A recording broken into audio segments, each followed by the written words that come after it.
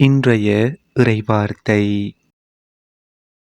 திருத்தூதர் பணிகள் நூலில் இருந்து வாசகம். பெந்தகோஸ்து நாளில் பேதுரு 11 சேர்ந்து எழுந்து நின்று உரத்த குரலில் அவர்களிடம் பின்வருமாறு கூறினார். யூத மக்களே, எருசலேமில் வாழும் மக்களே, இதை தெரிந்து கொள்ளுங்கள், எனது சொற்களை கவனித்து கேளுங்கள். இஸ்ரேல் மக்களே, நீங்கள் இந்த வார்த்தைகளை கேளுங்கள். கடவுள் நாசரேத்து இயேசுவின் வழியாக உங்கள் நடுவில் வல்ல செயல்களையும் அருஞ்செயல்களையும் அடையாளங்களையும் செய்து அவரை இன்னாரென்று உறுதியாக காண்பித்தார். இது நீங்கள் அறிந்ததே. கடவுள் தாம் வரையறுத்துள்ள திட்டத்தின்படியும் தம் முன்னறிவிப்பின்படியும் இந்த இயேசுவை உங்கள் கையில் விட்டுவிட்டார். நீங்கள் திருச்சட்டம் அறியாதார் மூலம் அவரை சிலுவையில் அறைந்து கொன்றீர்கள். ஆனால் கடவுள் அவரை மரண வேதனையினின்று விடுவித்து உயிர்த்தெழச் செய்தார். ஏனென்றால் மரணம் அவரை தன் பிடியில் வைத்திருக்க முடியவில்லை.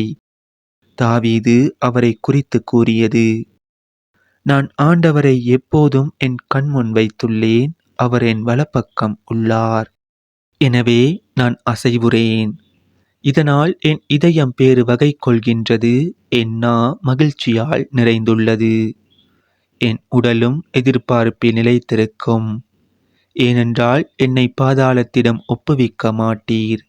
உம் தூயவனை படுகொலியை காணவிட மாட்டீர். வாழ்வின் வழியை நான் அறிய செய்வீர். உமது முன்னிலையில் எனக்கு நிறைவான மகிழ்ச்சி உண்டு.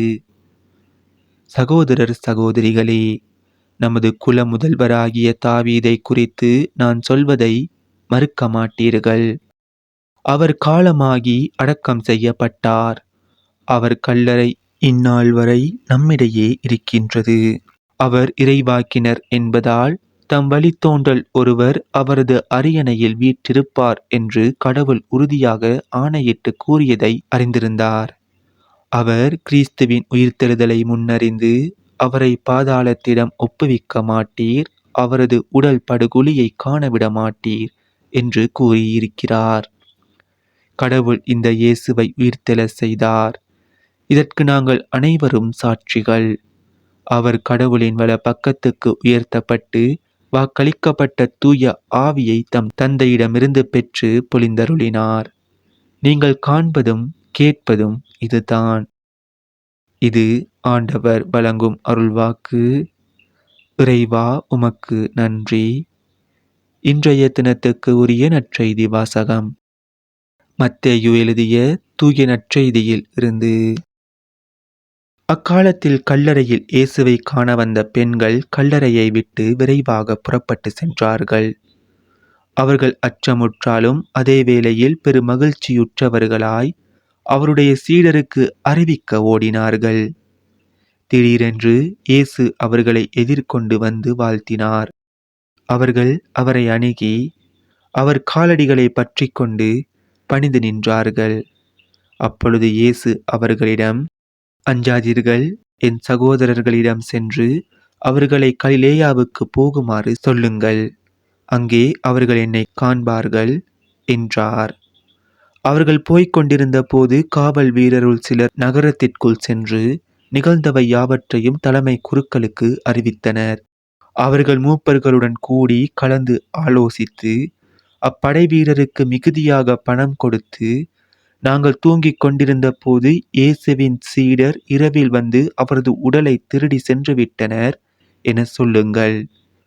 ஆளுநர் இதை கேள்வியுற்றால் நாங்கள் அவரை நம்ப செய்து நீங்கள் தொல்லைக்கு உள்ளாகாதபடி பார்த்து கொள்வோம் என்று அவர்களிடம் கூறினார்கள். அவர்களும் பணத்தை பெற்றுக்கொண்டு தங்களுக்கு அவர்கள் சொல்லிக் கொடுத்தவாறே செய்தார்கள். இந்நாள் வரை இந்த வதந்தி யூதரிடையே பரவியிருக்கின்றது. இது நம் கிறிஸ்து இயேசு வழங்கும் வாழ்வு தரும் நற்செய்தி. கிறிஸ்துவே, உமக்கு புகழ். இன்றைய தினத்துக்கு உரிய சிந்தனை துளிகள். கைவிரல்கள் கொண்டு கதிரவனை மூட முடியாது. சிறு பாத்திரத்தில் கடல் நீர் முழுவதையும் எடுத்து நிரப்ப முடியாது. இயேசுவின் உயிர்ப்பை எந்த சக்தியாலும் தடுக்க முடியாது. இயேசு முன்வந்து தாம் உயிர்த்ததை எண்பிக்கின்றார்.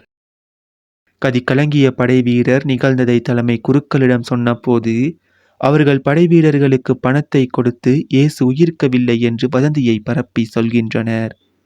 இயேசு உயிர்த்து எழுந்தார் என்பது எவராலும் மறுக்க முடியாத உண்மை. இயேசுவினுடைய உயிர்ப்புக்கு இன்றைக்கு நாமே சாட்சிகள். அன்றன்றைக்கான இறை வார்த்தைகளையும் நற்செய்தி வாசகங்களையும் சிந்தனை துளிகளையும் பெற்றுக்கொள்ள நம் சேனலை சப்ஸ்கிரைப் செய்து கொள்ளுங்கள்.